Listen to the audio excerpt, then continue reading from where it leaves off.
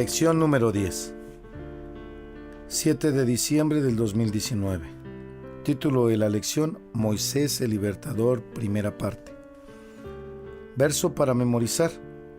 Y como creció el niño, ella lo trajo a la hija de Faraón, la cual lo prohijó y púsole por nombre Moisés, diciendo: porque de las aguas lo saqué. Éxodo capítulo 2, verso 10. Y como creció el niño, ella lo trajo a la hija de Faraón, la cual lo prohijó y púsole por nombre Moisés, diciendo: porque de las aguas lo saqué. Éxodo capítulo 2, verso 10.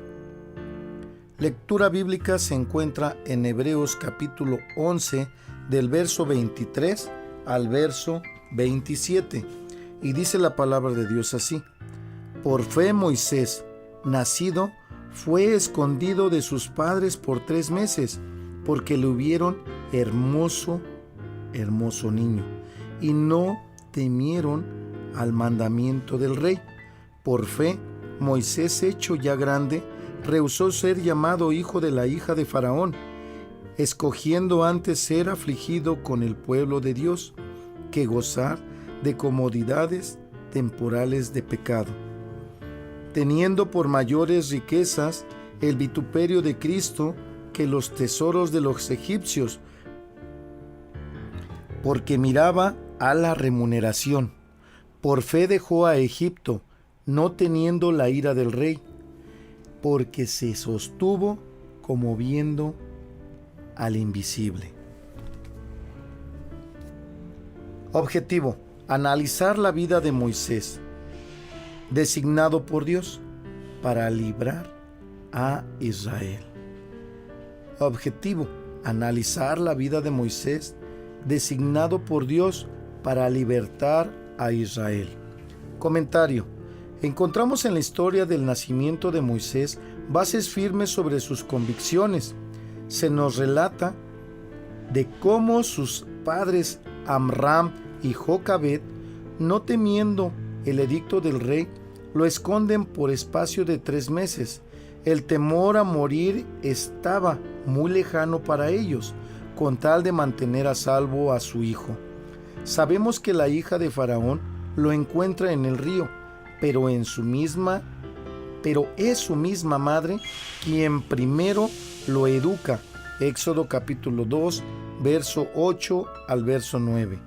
Esto le valió mucho, pues formó en Moisés una esperanza que jamás se apartó de él hasta el día de su muerte. Ahora bien, después de ser enseñado por su misma madre, pasó a la educación de los egipcios. Ahí mostró gran capacidad de aprendizaje y liderazgo. Era poderoso en sus dichos y hechos. Además, era llamado hijo de la hija de Faraón. Pero al llegar a la edad adulta, sintió necesidad de visitar a sus hermanos para mostrarles su apoyo y posteriormente darles la libertad. Se nos relata que, cuando cumplió la edad de 40 años, al ver a un egipcio que maltrataba a un hebreo, lo mató, no temiendo por lo que habría de suceder, sino que ponía por delante el bienestar hacia el pueblo de Dios.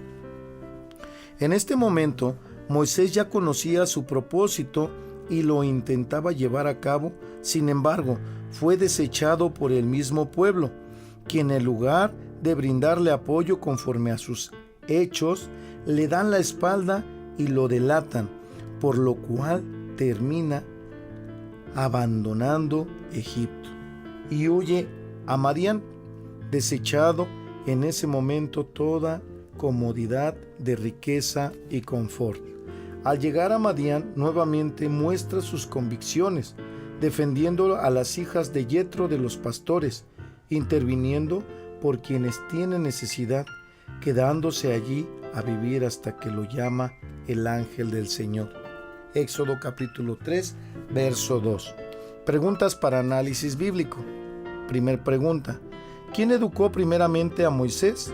Éxodo capítulo 2, verso 8 al verso 9. ¿Qué grande enseñanza le dieron sus padres al nacer? Hebreos capítulo 11, verso 23. Segunda pregunta.